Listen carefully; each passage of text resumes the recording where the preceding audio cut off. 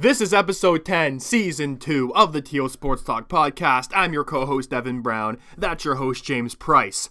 Like always, we're going to be starting... we're not going to be starting with Toronto sports. We're going to be starting with a little bit of a rant, a head-scratcher by your New York Giants. James Price, what do you have to say about free agency, trading, and Dave Gettleman, the general manager?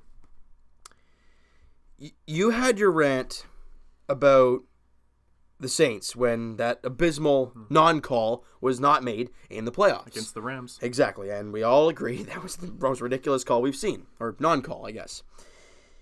Now, I don't know if this is karma for me, but you know how I rip the Ottawa Senators in the podcast. And their management is horrendous. Rightly so. However, the New York Giants...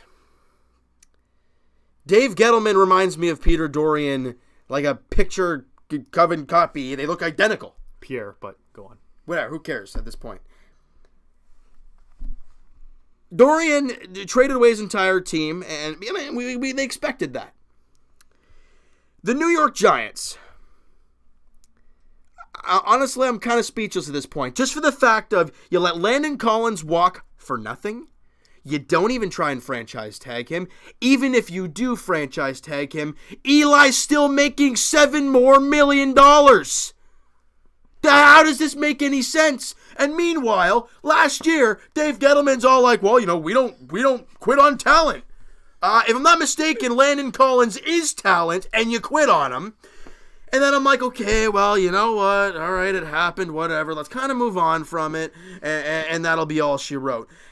Every time Odell Beckham Jr.'s name gets brought up around everything, in the season-ending press conference, people ask him about Odell's, future. What does he do? He laughs and sips his water and says, he's our guy. I don't know why everybody's asking these questions.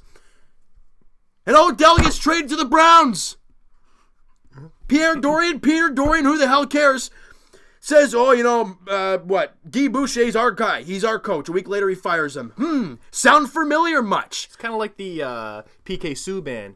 A little bit there, saying we're not trading PK Subban at all, and then a couple weeks later, boom, it happens. It's just the fact that going into this upcoming football season, I thought, man, the Giants with Landon Collins, OBJ, they draft a young quarterback, maybe get some offensive and defensive line guys in the draft, and man, you could have a solid team back there. And this could be a contending team. You let Collins walk, and I'm like, okay. You bring in that guy, I forgot his name now, from Antoine Bethea or something from the Cardinals or something. Again, he's old, but he's still good, so he replaced Collins. I'm like, okay, fine. He's still a good player. So we're still competitive. We still could be a competitive team. And then Dave Gettleman drops the bomb on us, trading Odell Beckham Jr. The reason I don't get this is because last year, and I understand it was last year, he says, we signed him because we want to play him. We want him as a Giant. Well, clearly you don't. Because you trade him for Jabril Peppers, who isn't bad, don't get me wrong. He's a safety. So again, got to replace Collins. Is he any good? We're going to have to wait and see how he does in the Giants jersey. He's from New Jersey, so I guess it's fitting for him.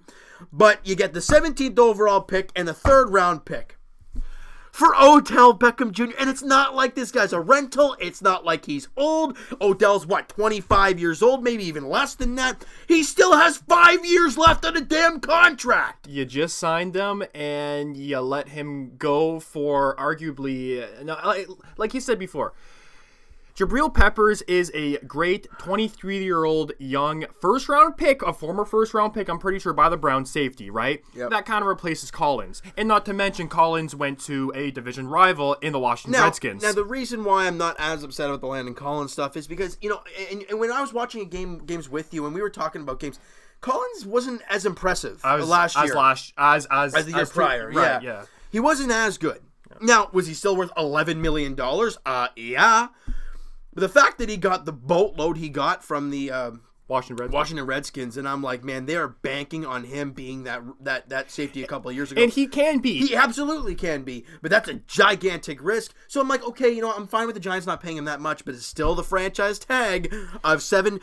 You're okay with playing Eli at $18 million, but you're not happy about bringing Collins back for 1 year at 11. And I think if you franchise, he's a Pro Bowl safety. Correct. And I think if you franchise tag somebody, they have to accept it. Like there's no way that they can't accept it. Like, let's just say that you franchise take somebody that doesn't want to be franchise tagged. It doesn't matter. Whether they do or not, whether it is that or not, and they can accept or decline or whatever, give him the damn tag. At least offer it to him. He's a damn good player. And then you trade, I'm going to say it now, a future Hall of Fame wide receiver in Odell Beckham Jr. And at 20, I'm going to look up his age right now because I can't. It's 25 because you drafted him in 2014. He's 25 years of age. And you just, okay, I could see if his contract was expiring. That would make sense. But you just signed him to a... 5 more years. It kicks in this year. Yeah. It makes no sense to me. Other than him, you still have Shepard, obviously, Sterling Shepard. Pretty good young wide receiver. And they you have Evan Ingram. They got Golden Tate. Golden Tate in free agency. But still, who could put you up 1,000 receiving yards. But no, I hear you. And then, sorry to say this. Yeah, but no, that's fine. We keep hearing all year long, right? Dwayne Haskins, wow, he's the top quarterback in the draft. And then we hear about the Giants, are really into Dwayne Haskins. Then we hear the Giants are really into Kyler Murray. Now we're hearing that Dwayne Haskins, he's not even on the Giants' radar anymore. What the hell's going on? But I don't understand. Yeah, trust me, I'm as frustrated as you if this was my team. But listen, I've talked to you multiple times about this draft class when it comes to quarterbacks. There's only 2. There's no comparables. Like next year's draft class with quarterbacks is stacked, right? It's stacked. Yeah, with Tua and Aaron Fromm, I think his name is. There's quite a few of them. And then the guy that was supposed to Justin Herbert. Justin Herbert, that was obviously is going back to Oregon. There's like 4 quarterbacks. It's like it reminds me of last year's quarterback with class. Mayfield, there's a lot of guys going in the top 10. It looks like, but you're banking on your team being that bad. And dude. I mean, honest to God, man, it wouldn't surprise me if the Giants, put some heroic thing together and are a good team next year. It wouldn't surprise me. You know why? Because you wasted this quarterback class. And look, I wouldn't be opposed if the Giants are able to draft a guy like Josh Allen. You know how high I am on that kid, but you still don't have a quarterback. But you have 2 first-round picks this year, so it's not the end of the world. You have the 17th and the 6th. You could potentially move up or maybe trade away your 17th for this year for someone's first-round pick next year. My hope, and we'll leave the Giants talk on this. That's fine. That with the 6th overall pick, if he's available, damn well I want Kyler Murray. Damn, I want that. Arizona's going to go... I think the Cardinals are going to draft him first. Then if that's the case, trade for Josh Rosen. Yeah. They're asking for what, a third pick? A third and a second, or a second. He was a former first-round pick last year. Yeah. They're giving up on him that fast. Bring him into the Giants. Fine by me. Yeah.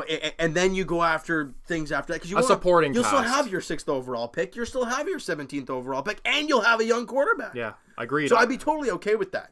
As much as I would want Kyler Murray, and then go after an offensive or defensive lineman at the 17th, and then from then on, who the heck knows what's going to happen. Even if you give up the 17th pick for Rosen, I know that's a lot, but you're getting a young quarterback who struggled. I don't think you'll need to. I'm just saying, though, if it comes to that, would you be okay with it? Or is that debatable? Because listen, the Arizona Cardinals have probably one of the worst offensive lines in the league. Yeah. And you're learning from who? I don't even know who the other quarterback is. Sam Bradford. I mean, really? He's dated. Yeah, exactly. But the last thing I'm going to go on here is that hopefully Dave Gettleman's smart. I mean, look, I like the Golden Tate signing, so I'm not gonna ream him out for that. But if this draft goes south and he takes someone off the board. I mean, I want to say fire him, but I mean, will they right away? I don't know. Well, you just fired Jerry Reese about 2 years ago, so last year wasn't it with Ben McAdoo? Last year, yeah, you're right. They bring in Shermer and they bring in. Give this guy 3 years. Give this guy 3 years, and if he can't get the Giants to a playoff spot or even a wild card position in 3 years, get him out of here. Last thing, and I read it on Instagram and Twitter and all that kind of stuff. Well, more or less Twitter. Gettleman, it seems to be a guy that loves his own draft picks but doesn't give a damn about anybody else. Saquon Barkley was his draft pick, right? So he's probably going to fall in love with him and all hell breaks because it's his pick, right? Landon and OBJ, we're not. But you could see their production on the field. I know. We all see the production on the field. That's why these moves are head scratchers. Yeah. But, again, I'm with you, dude, on the whole thing. I don't know what you guys are doing over there in New York, but listen, I don't know what the Toronto Maple Leafs have been doing for the last couple of games. Listen, a complete stinker against the Chicago Blackhawks. They lose 5-4. What, they were up 4-0 at one point? The Blackhawks? You lost 6-2 to Tampa. Let's go back to that one first. You lost 6-2 against Tampa, but that was kind of expected. You're playing at home. You're wearing the white jerseys, though. Quite weird. But yeah. and then you face Chicago. Was it at home? I didn't even catch the game. It was at home. You get completely wiped, and then you'll pull the reversal card, and you were down 5-2 against the Flyers, and then you come back to win. Now, okay, so let's sit here and talk about this. In 3 straight home games, the Leafs have given up 5 goals or more. That is atrocious. Yep. Now, part of that is Frederik Andersen. Another part is the Leafs' defense. And I'm not saying defensemen. I'm saying team defense. Yeah, it's been lackluster, and the fact is that you're out with Jake Gardiner for hopefully he can come back for the first round. Well, I heard Travis Dermott skating now. So that's the good news there. He's still wearing non-contact jersey. He's going to be out at least another 2 weeks, right? I can see that. You're going to have Ozhiganov, Marincin, and Hall.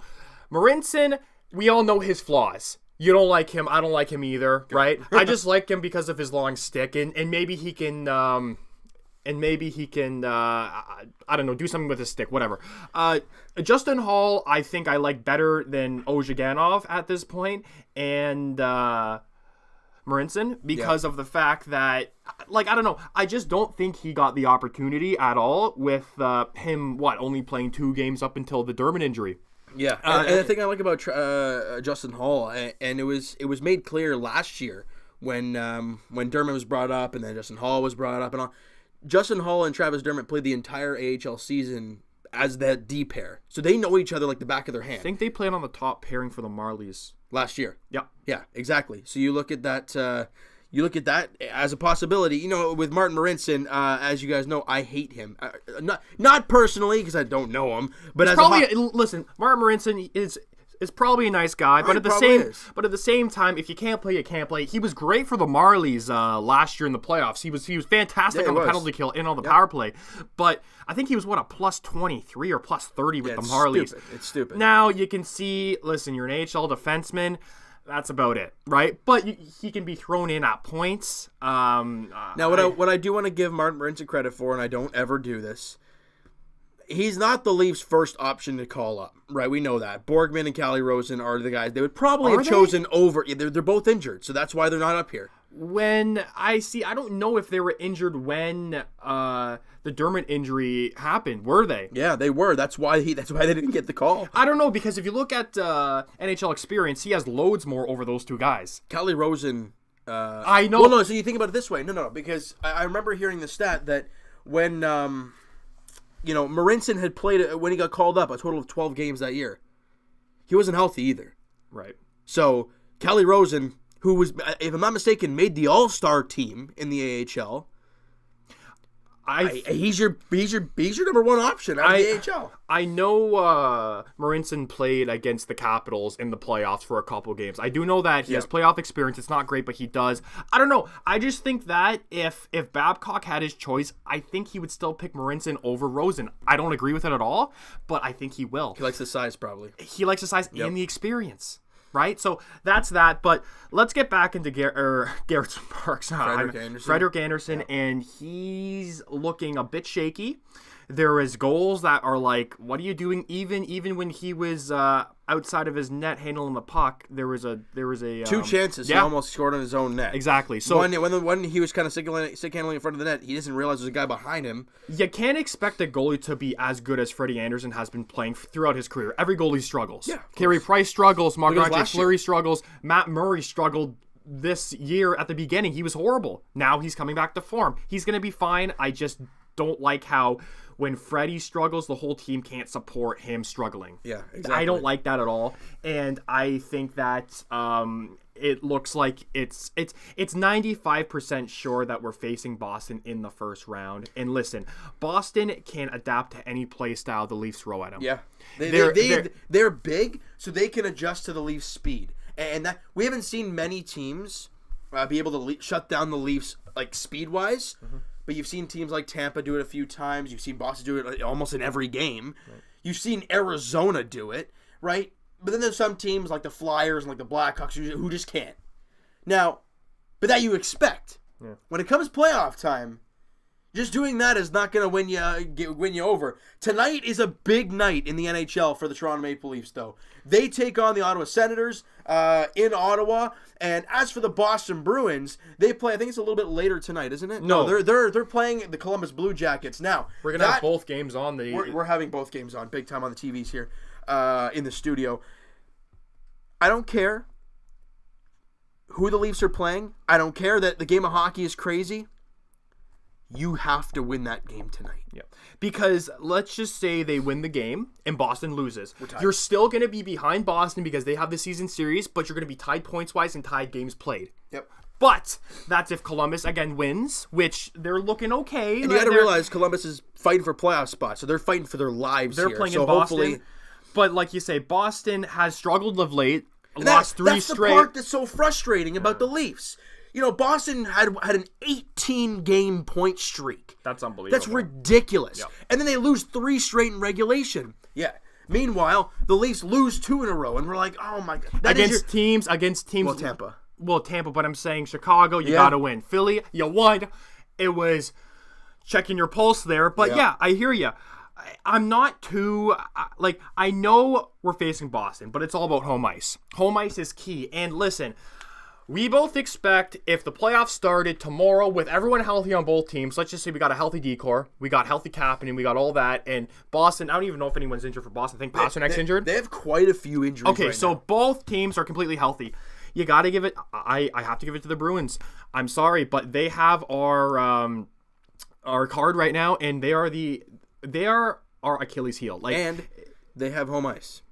Like, as much as I hate to say it, you look at the Game 7, the last 2 times the Leafs have played a Game 7 against the Bruins, they've had a lead in the third period and blew it both times. Imagine if we were at Scotiabank Arena. Would it be a different story? Would the Leafs be able to hang on to that lead? I mean, you were never going to know, right? No. But what you do know is that when you were in Boston, you blew it both times. And, Game 7 at home is massive. But, so... Let's just say that we get past the first round. Great. Yep. Hooray. You gotta face Tampa. Exactly. Well, if Tampa wins, and they're going to be facing Montreal Canadiens, I think. Montreal's out. Montreal's out. They're going to be they're I'm doing it. They're going to be facing Columbus. I mean, you can take it how it is, but I don't know. To be honest, that would be a good series, to be honest with you. Talent-wise, I think Columbus does have a lot of good pieces. I mean, obviously with the acquisitions of Dzingel and Duchesne and guys like that. Now they're starting to gel a little bit more, right? You still got Josh Anderson, Cam Atkinson. You still got all the boys there. Tort's obviously there too. Nick Foligno. Yep. Yeah, maybe hopefully he can maybe return to his self 2 years ago. Yeah. But but for the Leafs, guys, you're in the home stretch. You're in the home stretch. The playoffs start April 9th. Middle April. Let's say late, but in the early April to mid-April range. Now, the thing I want to talk about, because we're always talking about home ice advantage against the Boston Bruins, and as that being a big factor, the Leafs do have some good things in their kind of, I guess, back pocket right now when it comes to the Bruins. For this, the Bruins are hurt, so Pasternak's still on the IR. Torrey Krug's still injured. Fantasy, great. I think Matt Grzelcyk's hurt. They have some key guys injured. There are some big guys injured. I think Marcus Johansson's injured, as we saw. Yeah, okay, so I'm going to tell you the injuries right now. Yeah. Okay, so Krug's day-to-day with an upper body injury. Grzelcyk's day-to-day with an arm injury. Jake DeBrusk's injured. Marcus Johansson has a lung contusion. It looks like, I don't even know if he'll be back for the playoffs or not. Miller's injured. Kevin Miller, Pasternak. There you go. And Vakanainen. How he pronounce his name. Whatever. But those are some big key injuries, right? But you think about the playoffs. No, I'm not worried about that. I'm trying to get to the home ice. I'm trying to stay with home ice because playoffs aren't here yet. Okay, go on. So with those injuries, And the Boston Bruins, with 11 games remaining, the same as the Leafs, they have a total of 4 home games left. 4. They have 7 on the road, 4 at home. With those injuries, one of those 4 home games tonight against Columbus. But with these injuries with Boston, it doesn't show like they're slowing down. Yes, they've lost 3 straight, but they're 6-3-1 in their last 10. And like you said, they were on a 14-game point streak? 18-game point streak. Now, if I'm using my hockey knowledge and really anything, luck can only go so far. And the Bruins getting 18-game point streak. Look, it took some comebacks in the final minutes to get extra points, kind of thing. I'm praying that their luck has run out. And look, I know talent in the playoffs. I get it. It does happen, man. Where you see an open net and guy rings it off the post, and you don't think That's exactly what happened with Pasternak against us. Remember that open post or that open net, and then he hit the post. But it just seems like the Boston Bruins they always have luck on their side, and I think it showed last year with obviously us giving up whatever lead, and then when they faced Tampa, it was a complete shit show, excuse my language, but it was. They lost in 5. They looked beat up. And there's a lot of key injuries for us too. Listen, I could see if we were healthy, great, but I mean, and we're not playing good hockey right now. Sure, we won last night, but again, it's against a Flyer team. You're at home, and you shouldn't have even got to that point in the first place. I'm sorry, but you're facing all the goals we scored. Listen, the 2 Jake Muzzin goals, they shouldn't have gone in. Both of them should not have gone in. The Austin Matthews, both were rebounds. Horrible rebound control. I don't even know who's in that. Stolars or I have no idea. Brian Elliott was in net. Stolars got traded. Didn't he get a minute or something? For who? I don't even know. But anyways. Ken Talbot, wasn't it? Oh, yeah, you're right. It was Ken Talbot. But you shouldn't have got there. Great, whoa, we won, but you can't pull that crap in the playoffs. No, you really can't. And you were now you got to realize. I mean, Dermott and Jake Gardiner. Look, I never thought I'd say this about Jake Gardiner, but I miss him so much right now. Well, I missed him when he got injured in the first place, but it doesn't. It looks like he's not returning anytime soon. Dermott obviously is on the cusp, but I don't even know if Jake Gardiner's skating. No, he's not yet. I don't think. And then you also think that at least in the past 3 games, Kasperi Kapanen has been out with a concussion, so we don't really know what the heck his status is. Thankfully, we have the forward depth. We have Nick Baton. We have, let's just say, Trevor Moore. Can we talk about that kid real quick? Huh? The kid's been fantastic. He looks like Bozak out there. And he does on it with number 42. So there you go. He shoots the other way, but I get you. He plays he's small, but he plays hard. And that is what the Leafs don't really have. They don't have a guy that's small but can play. They don't have anybody who can play hard, period. Yeah, and he was a free agent signing, and especially speaking of free agent signings, signed a right-handed shot defenseman. I don't even know what league if you want to search that up quickly. It's a lower league, but the fact is that this kid is something good. Yeah, he's good. Now, I don't know. He's reporting to the Toronto Marlies, I think, as of right now. But he cannot be called up, which I don't think we even would. But no, don't be that desperate. No, but he's a 21-year-old right shot, 6'1". If you want to Joseph pronounce that. Duzak, the 21-year-old. He's got 47 points in 37 games. He's 21 years old. We were in the running for a forward, but the Red Wings got, which I really liked. If I can just see it. I don't know if he'll be on the roster, is he? No, I'm just looking through the news, but I don't know. I mean, look, this kid. I don't really know anything about him, as none of us really do. But it adds depth, and you got to now look at the Leafs kind of defense core, the young defense core. You've got Rasmus Sandin. You got Emily Rasanen, actually, who his contract with Jokerit in the KHL got terminated, so he's coming over to Marlies. The Jokerit's the one. That's one where Barkov played, I think, back in the day. No, Barkov played with didn't he? Tapera. Oh, okay. Yeah, I think that's with the Joker as the mascot. Yeah. Anyways, he was on there. He didn't get a lot of time to play. But the thing I like about Emily Rasanen is he's huge. He's like 6'5", 6'6". He's a right-handed defenseman. He's got a nice shot. There you go. And this guy, I think Mac Hollowell, I think his name is. He got signed. He's a former 3rd-round pick. Yeah. I think he's left shot. I don't think he's right, but he is a defenseman. He's looking great. I think he's playing in the CHL. Sault Ste. Marie Greyhounds. Kyle Dubas. Exactly. There you go. Exactly. So you have those two guys. Then you have Sandin and Liljegren, as we all know. Yeah. Then you throw this guy into the mix. And like 3 of them are right-handed defensemen, people. It's great. I think right now the Leafs, you don't want to spend. Well, first of all, you can in free agency on a big name defenseman. Obviously, I think you should wait for these guys to come up, and like I can't see why Sandin can't challenge for a spot next year in camp. He's done a great job in the AHL this year. Yeah.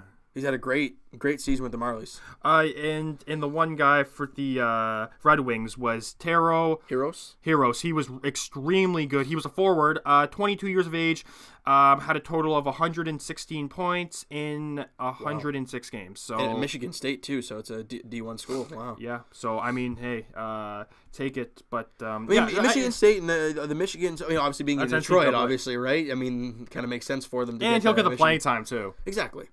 Which right now we're fine for forward core. We don't really need him. It's just to add to the depth. And speaking of forwards in the Marlies, let's do one more thing here. Jeremy Bracco. I mean, no one's talking about the guy. This kid is having an unbelievable season with the Marlies. You don't want to let go of him at all. No. Former second-round pick. If you look back at that draft, I think it was the Austin Matthews draft. We drafted because we had 2 second-rounders. One was Grundstrom and the other one was Bracco. It was a first-round pick. No. It was a first-round pick. And we traded down twice. Philly, I think it was. And you got 2 second-round picks. So if I'm not mistaken, you had the first overall pick in Austin Matthews. And you had Nashville's pick. And maybe I'm going back too far. No. This is what happened. So you got Nashville's first in 2016 as well as their own first. Nashville obviously made the playoffs. So that was the 22nd pick. You traded that to Philly for, I think, the 30th pick or the 29th pick. They drafted Konechny.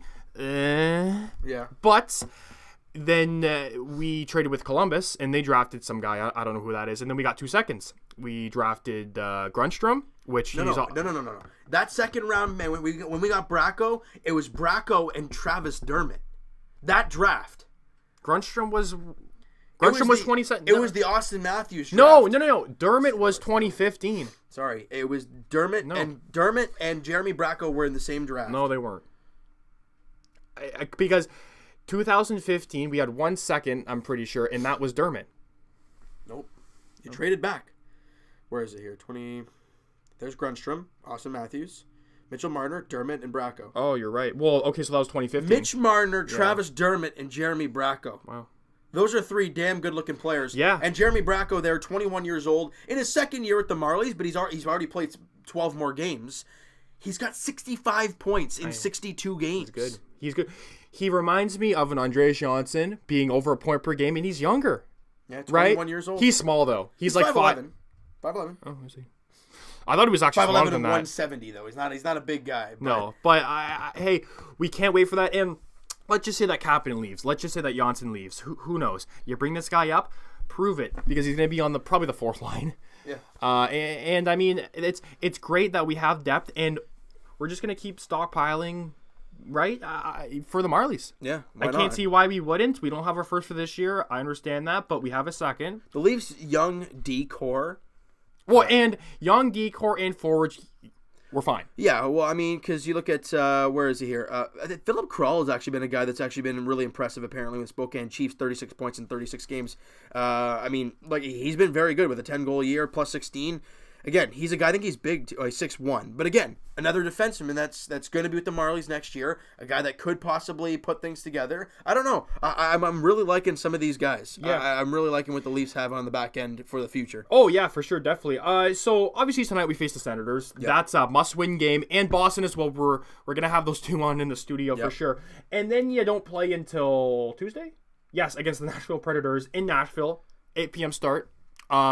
In Nashville, that's a tough one. That is going to be a tough one. Their fans are great. Yeah, their fans are they're electric, unbelievable. And then we're in Buffalo, which is a must-win game. You have to beat a team. It's on second have a back-to-back, and you're in Nashville, and you got to travel back to Buffalo. And then next Saturday, you're at home facing the Rangers, who are on a steady rebuild. They are on a rebuild, but they're 1-4-5. They've won 1 game in their last 10 games.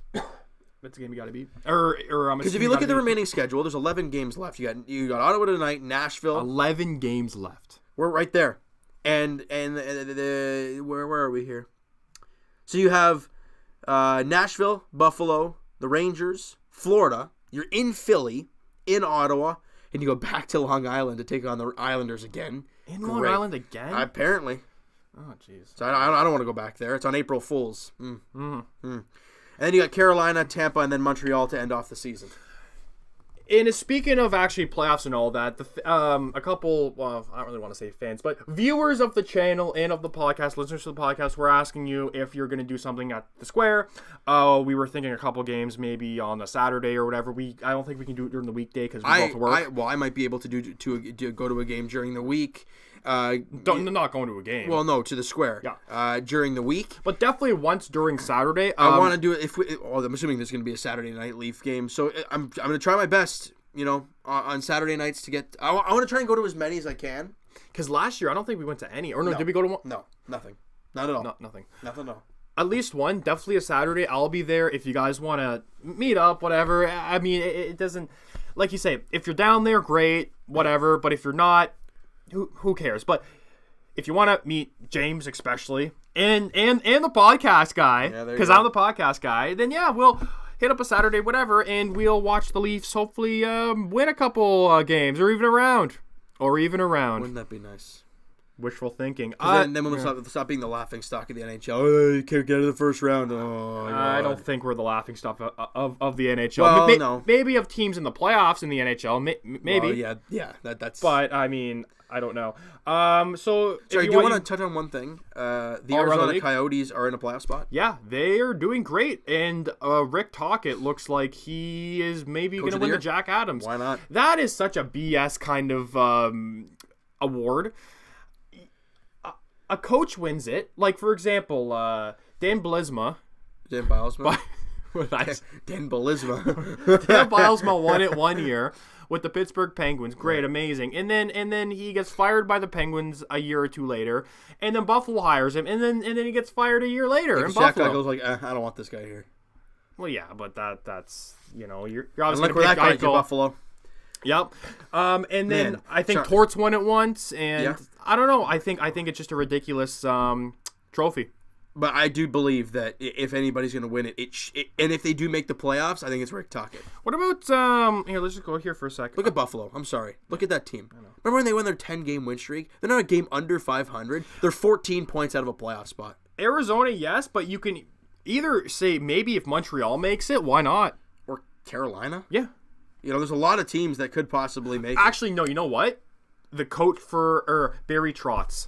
Barry Trotz Islanders should win it. Losing John Tavares as well. Yeah. I think he should win it over Tocchet. It's going to be close again, but I mean, I can't see a team that lost their franchise guy, right? Booed him like heck. Right. They spanked us. Yep. And then a couple nights later, they got spanked by the Flyers, I think, like 5-1 or 6-1. Exactly. Good That's what I like to see. Way to go, Flyers. For one. Thanks for letting us win yesterday, by the way. Really Giving appreciate up it. a 5-2. So Garrett Sparks is in net tonight. We're going to leave it on that. What do you think?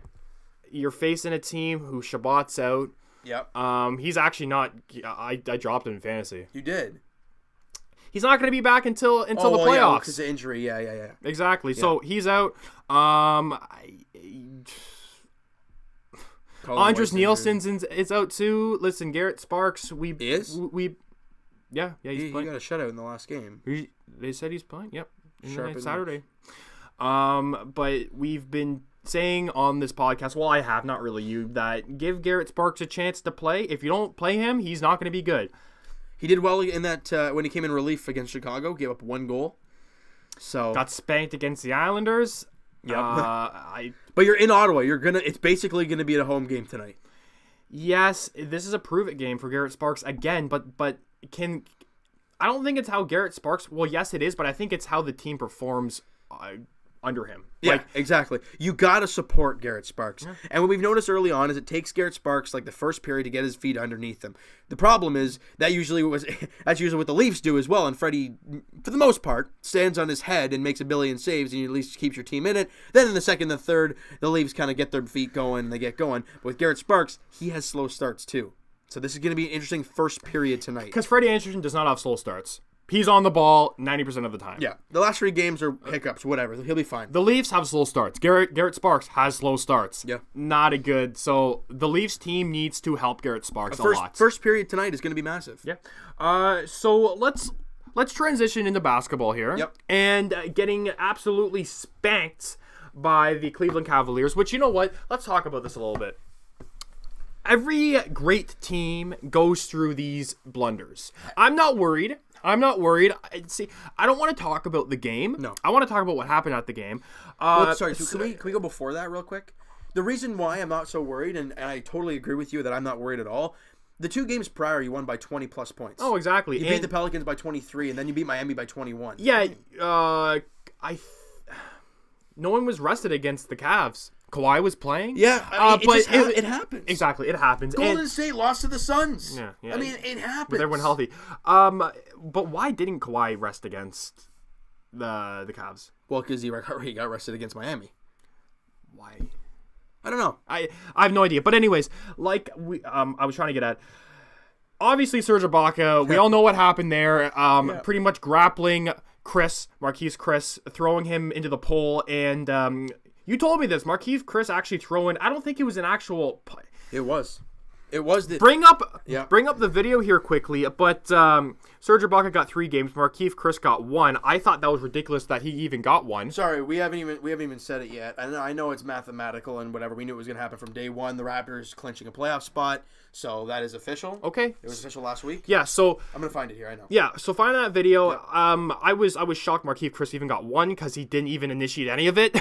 He stared down Ibaka, but I mean, really, I don't know what. He must have said something. He didn't say anything. You watched his mouth.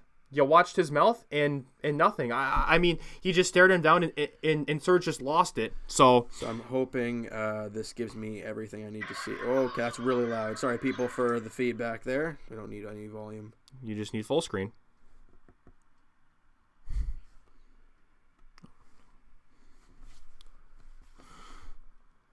So, yeah, this doesn't give you the good angle. It's probably going to be this one here. So he gets up, right? He grabs him. He throws him against the pole. And then Chris gets his arm free there and throws the first punch. You're right. Yeah, you're right. So he threw the first punch. So that's the 1 game. But Serge initiated it, whatever. Since he's a repeat offender as well. Yeah, so it makes sense. Exactly. And obviously you're down by 20 at that point. And a bit frustrated. And that's just how Serge is. Now, I love this kind of stuff in basketball, especially in the playoffs, because you need someone rough and tough like Serge Ibaka. And for him to... Chris didn't do anything, to be honest with you, but you need someone like that in the playoffs because you're going to be facing... We all know how Marcus Smart is with the Boston Celtics. We all know how scrappy players are. The Sixers have a couple. Joel Embiid is always in there. Exactly, right? So having someone like this is fantastic. Now, to a certain extent, I mean, you don't want him to get suspended for 3 games. You want him to maybe get in the guy's face, talk trash a bit, and then that's fine. They'll let it... Oh, okay, listen. If this happened in the playoffs, Marquise Chris wouldn't get anything. Marquise Chris wouldn't get anything, and Serge would get like 2 games. But even then, you lose him for 2 games in the playoffs. Understood. And again, in a series against Philly, you want your lineup out there. So correct. He has to tone it down, but they let things slide in the playoffs. This, I don't think they let it slide, but suspensions, maybe a fine. I don't know about a suspension in the playoffs, but they're more lenient in the playoffs because it's a rough and tumble playoff series, you know? Yeah. So I just think right now, that game was a big fart for the Raptors.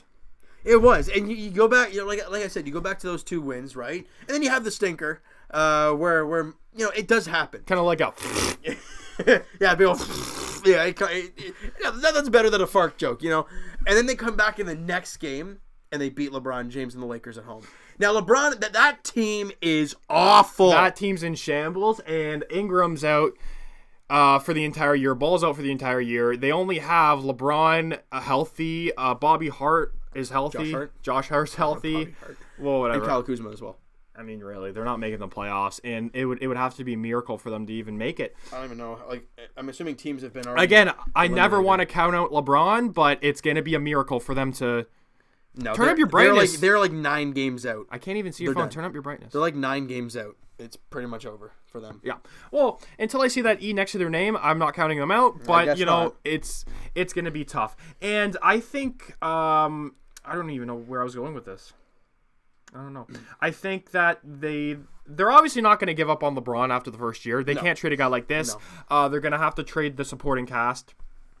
I don't even know if it's worth even taking another shot at it next year with the same core.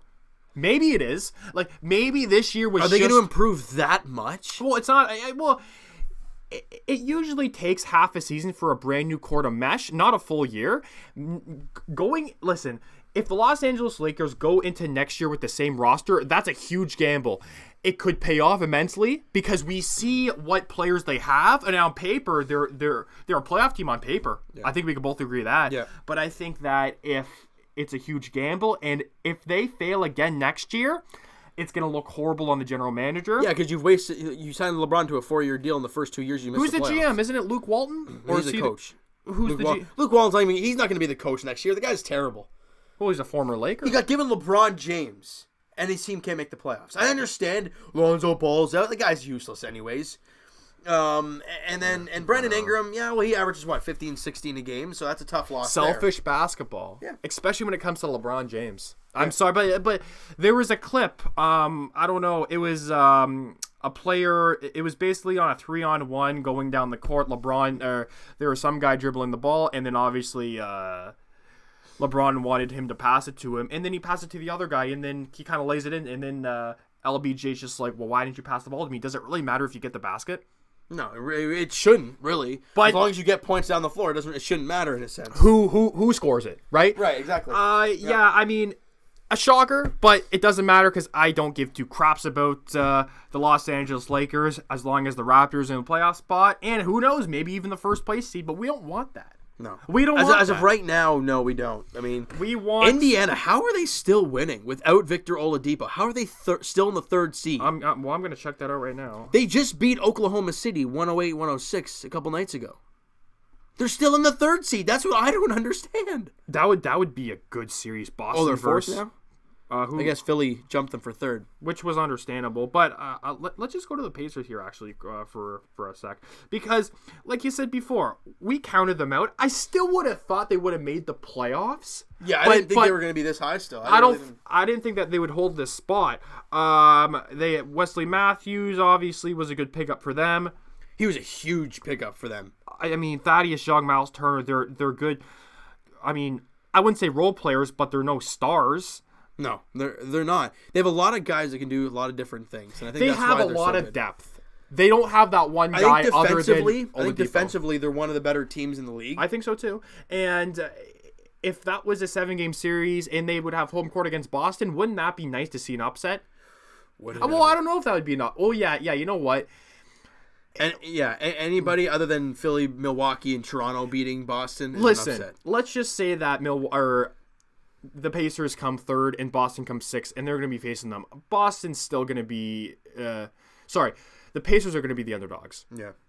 The Indiana Pacers have the second best defensive rating in the league. Because Miles Turner is a beast. Yep.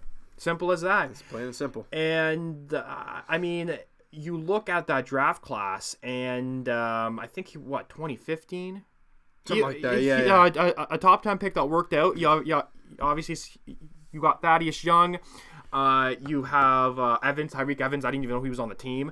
But yeah, just a lot of good role player, depth players. But can that get you past the first round? I don't think so. It depends who they face. It really does. If they face Boston and Boston has home court, I don't know. Even if they had Boston and they had home court, I don't think they get past Boston in the first round. I don't know if I agree with that. The Boston Celtics are a horrendous road team. Okay, but playoffs are a different story, and we've seen time in and time out this team, the Pacers fizzling out in the first round.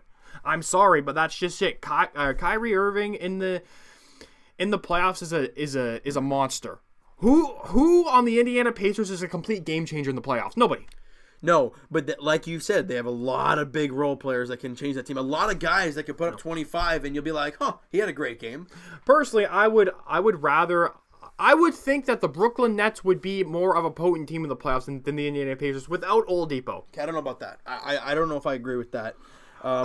Really? Tell me any other superstars. It doesn't matter. You've got a whole roster of guys that can... But there's no one player that can take over a game, and that's what they're lacking. There isn't. There isn't that one guy, and Victor Oladipo is usually that guy. Yeah.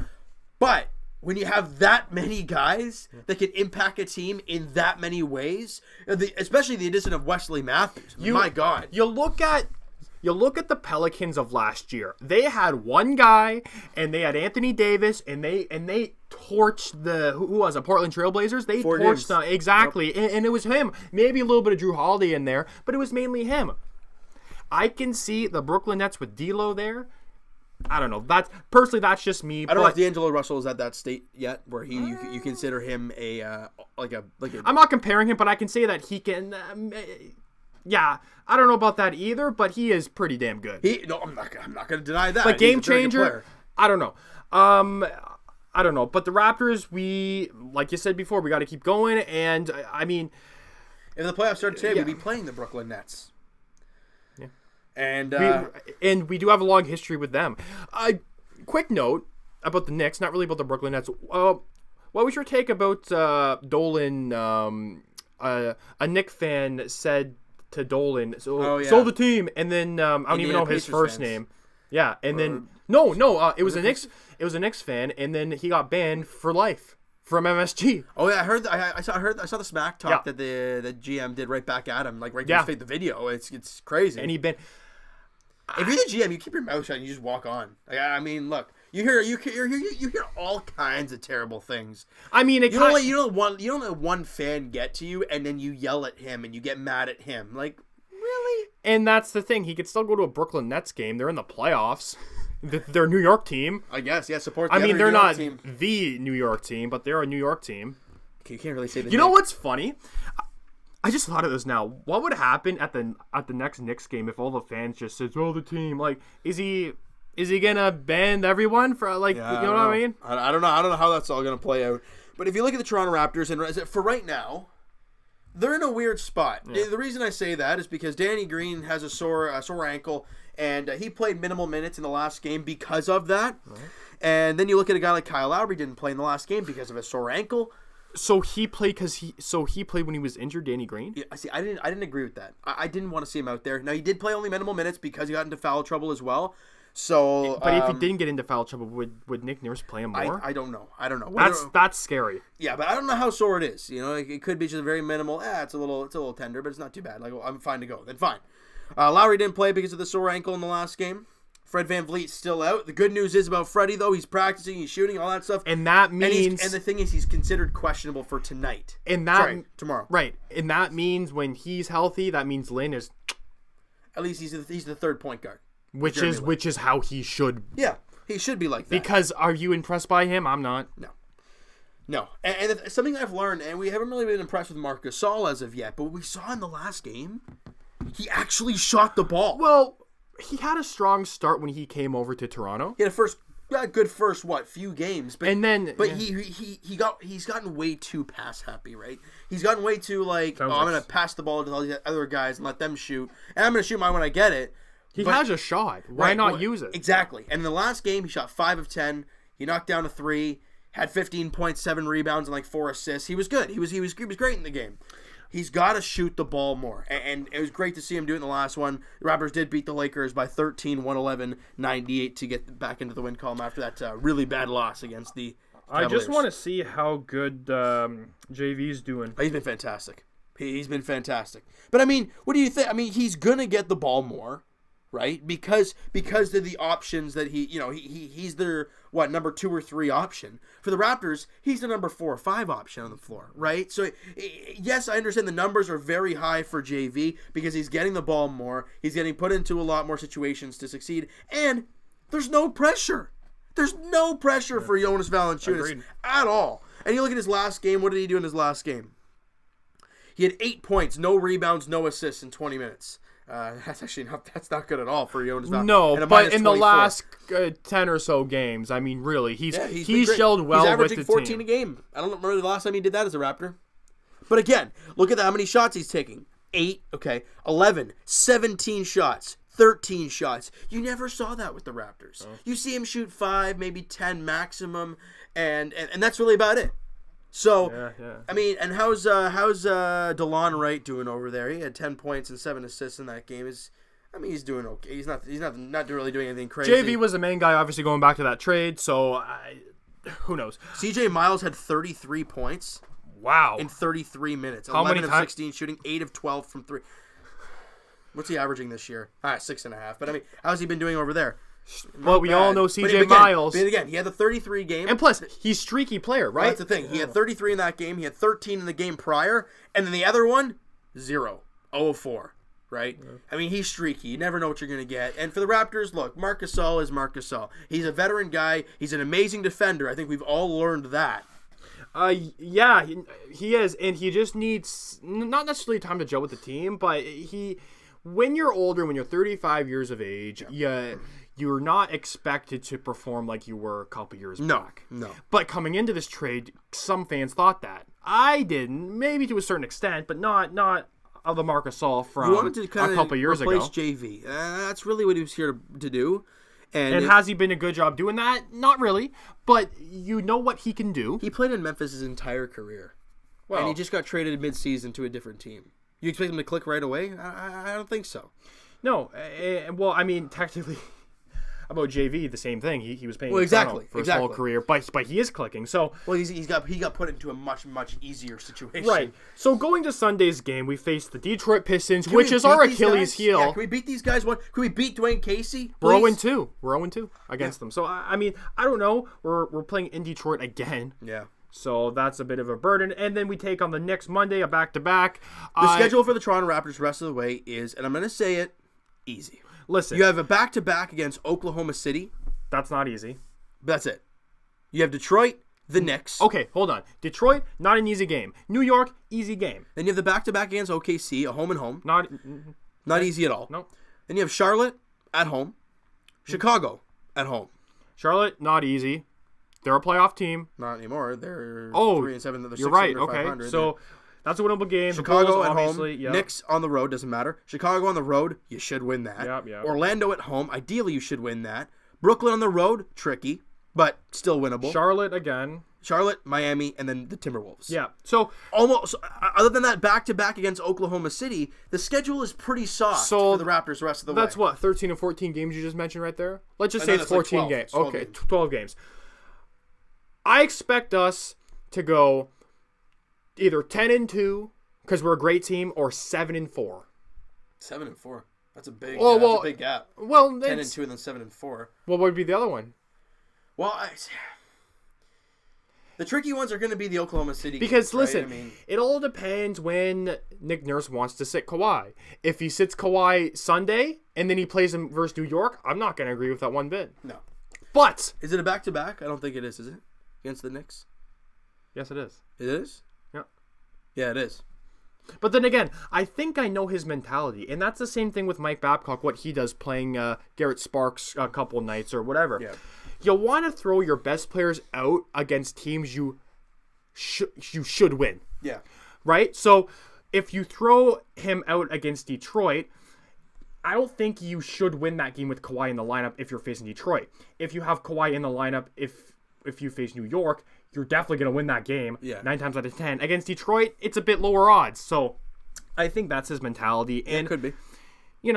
You play it smart, but I think he should definitely play both, but that's just my opinion. Agreed. And yeah. I think we want to flip to the ballpark, and Blue Jays baseball is back in less than 2 weeks. But you know who's not back in less than 2 weeks? 3 weeks, Vladdy Guerrero Jr. with something but with his Achilles, or I don't I think even. it was like his hamstring or his leg or something. Anyways, everyone talking about him making the team out of camp and Pasa, and I know. Well, Adkins said that's fans. That's fans saying, know. you should make the team. We want to see Vladdy, all that stuff. Well, we knew about the whole, extra year of eligibility, so he would be probably coming up in the month of May. However, with this injury setback, again, I don't know how much longer it's going to be, but he got sent to the minor league camp, so Vladdy is going to be there to start the year.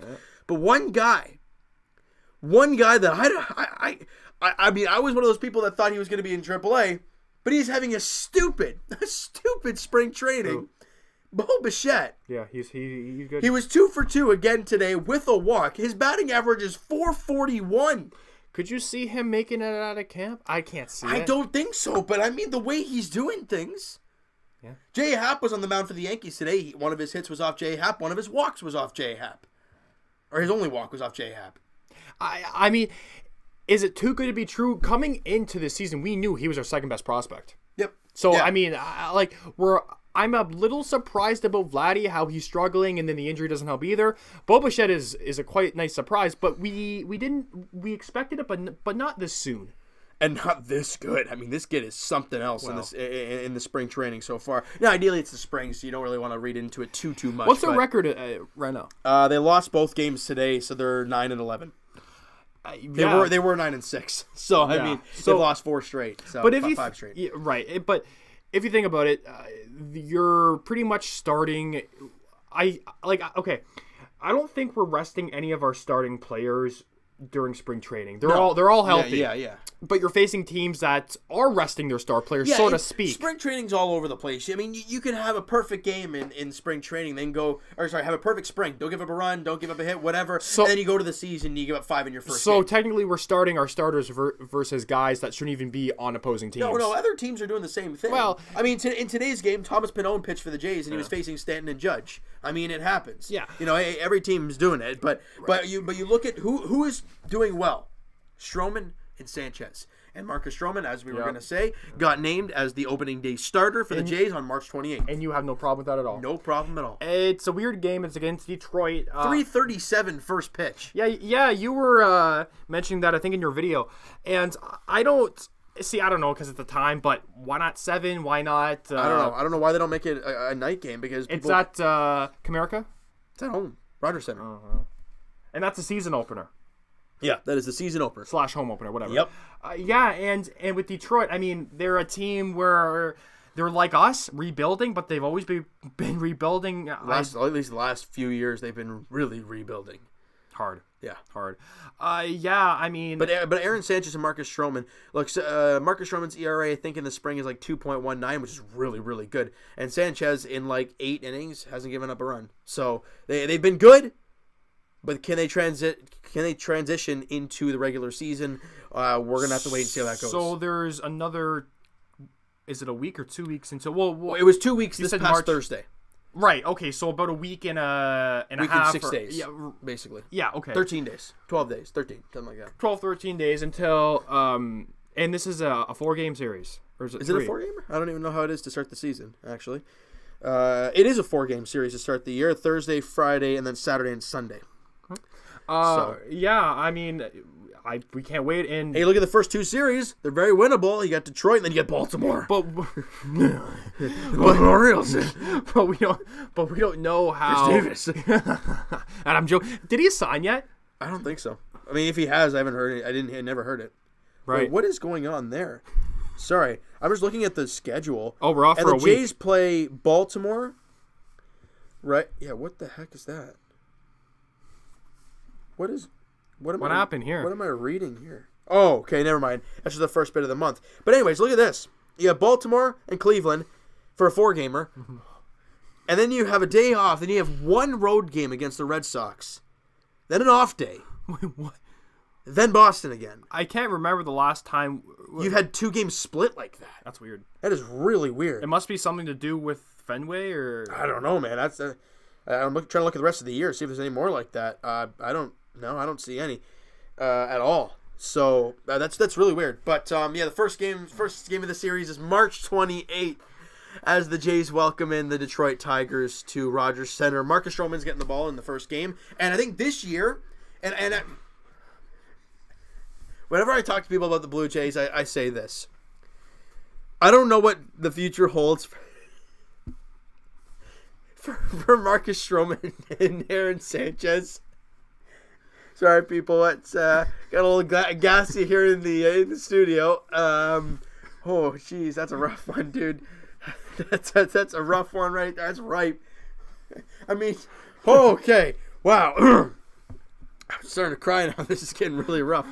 Okay, the thing I always tell people when I'm talking about Marcus Stroman and Aaron Sanchez is, with those 2 guys getting a little bit older and their eligibility for free agency coming up, and because all the trade talks in the offseason with Marcus Stroman, and we're all like, right. I mean, we don't see him getting traded at his low, right? So if you see a guy like Aaron Sanchez and Marcus Stroman pitching well this year, I don't know if they would get traded. I don't want them to get traded. They're at that age where they can either go up or down so easily. They're not established, but they're not... Sherman's 28.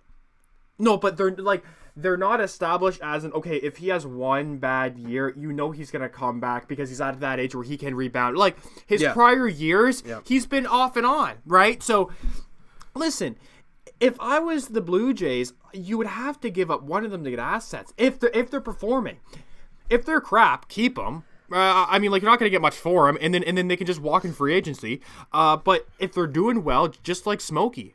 Yeah. If he's doing well, if he's hitting you 20, 25 home runs, maybe even 30, trade deadline, you should be talking with teams. And this is if we're not in a playoff spot. Yeah. Anything can happen, but listen, I don't think it's going to happen, but crazier things have happened. Now, there's only a few things I think we really need to discuss when it comes before to the the Jays. questions. Yeah, the one thing I want to say is a guy like Bud Norris. The guy got brought over as like a 1-year deal. Didn't really expect anything out of him. He's been doing pretty well so far in the spring, and he's a possible guy that could be fighting for that setup role there this year for the Jays. Again, will he be anything? Bud Norris. I don't even know. Really, former Baltimore Oriole. Anyways, and Charlie Montoyo is starting to fill out his roster, trying to fill in where he wants guys to fit and everything. Because we hear, I think it was today, Randall Grichuk and Billy McKinney are going to be splitting the leadoff spot, at least to start the year. Okay. So we're going to be kind of seeing that early on. Grichuk, both guys did very well in the leadoff spot last year, so it's going to be interesting to see who kind of takes the reins to start the year. Yeah, because this our first series is the experimental series. You try people here, you try people here in the rotation. If it doesn't work, all right, whatever. If it does, you keep it.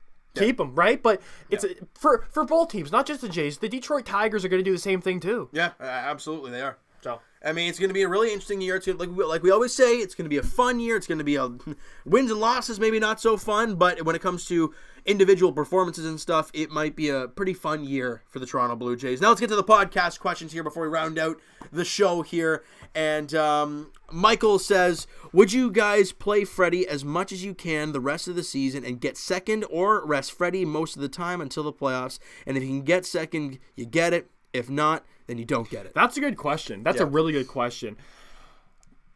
Personally, I think you stay the course. I think I really do. You play the back-to-backs of Garrett Sparks. Now, I think if you're down the stretch and you're already locked into a spot, then you rest Frederik Andersen.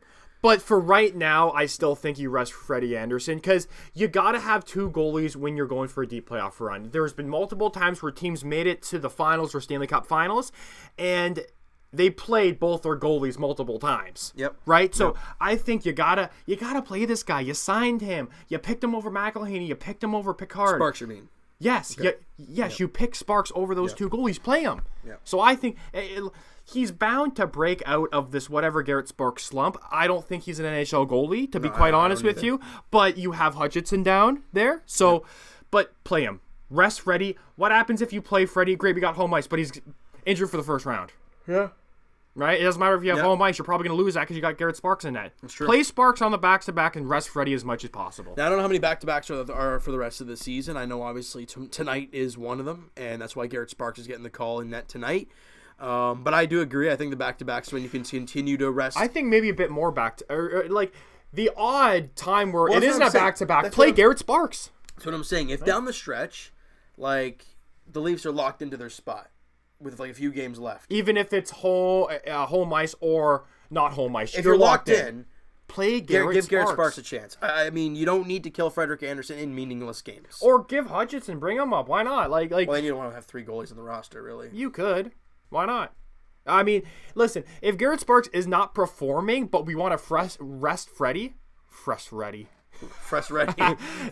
then bring up Hutchinson, and then they can duke it out, right? So I think that's what you're supposed to do. P Skills for MVP. You want to read that? OVO for Raptors. Love the name, buddy, because MIP, most improved player. Love it.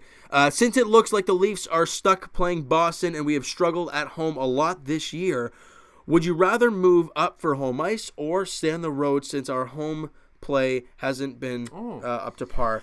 Good question, man. Thank you very much. You'll want home ice in the playoffs. Playoffs are a totally different beast, my man. Yeah. You listen to Leaf fans in the regular season in Scotiabank, they're not that loud. really. Because it's all suits there. Right. Because the tickets are so expensive. They don't get too fired up too often, unless like something actually happens and then they get fired up, and like in the 7-6 victory against. Right, but you never hear. Well, I shouldn't say never, but go Leafs go. Not really a big thing anymore.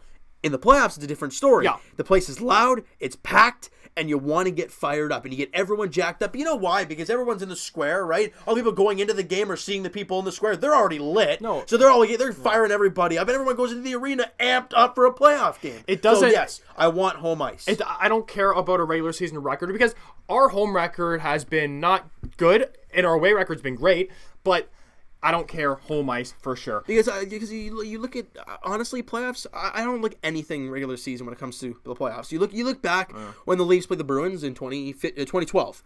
2013. Was it 2013? Yeah. They did not win a game against the Bruins that year in the season at all. And then look They what happened. won 3 and 4. Had a lead in the game 7, right? And no one expected that. Playoffs are a totally different monster, my man. I do see where you're coming from, but when it comes to playoff time, home ice is what you want. Yeah. All right, Mo Buckets, 4th outfielder for the Jays, 2nd wild card possible this year if pitching is healthy and bats produce. You know what, man?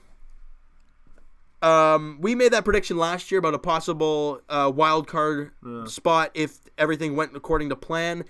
This year, no, there's no expectations. There is nothing. Unless last you know year, what? Listen, if it does go to plan, if Stroman can pitch great, Sanchez can pitch great, Ken Giles revives himself out of the bullpen, Ryan Baracki has a great year. You know, if all this comes to plan, then yeah, of course you could possibly make the playoffs. Listen, but I don't see it. Last year you had Josh Donaldson. Yep. You had Troy Tulowitzki.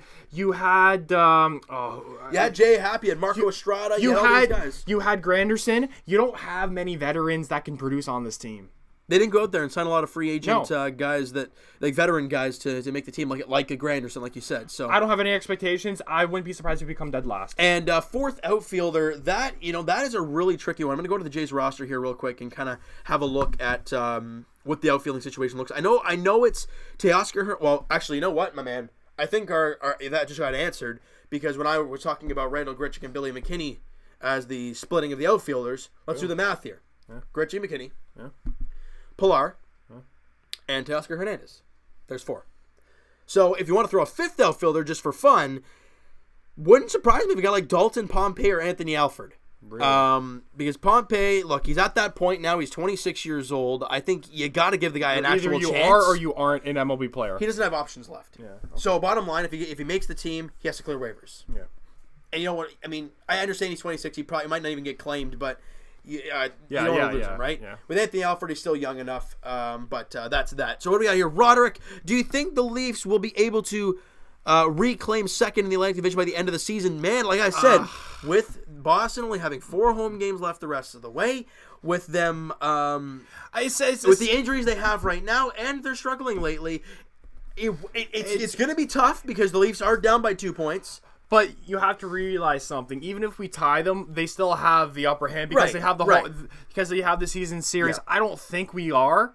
I think we're gonna stay in that 3rd spot. I hate it, but I think we will. But sure, Boston has injuries, but we do too. Yeah. And we're struggling without Dermott and Gardner significantly, and I don't know, but I think we're gonna stay at 3rd. I would love for 2nd, obviously, for home ice, but I don't think that's gonna happen. I agree with you. But I'm so hopeful. I'm optimistic, too. I'm so hopeful that this team can find a way to get 2nd place. Well, Columbus, help us out. And Leafs, do your damn job tonight. Gets Ottawa. Yeah, exactly. Ottawa. Exactly. Come on.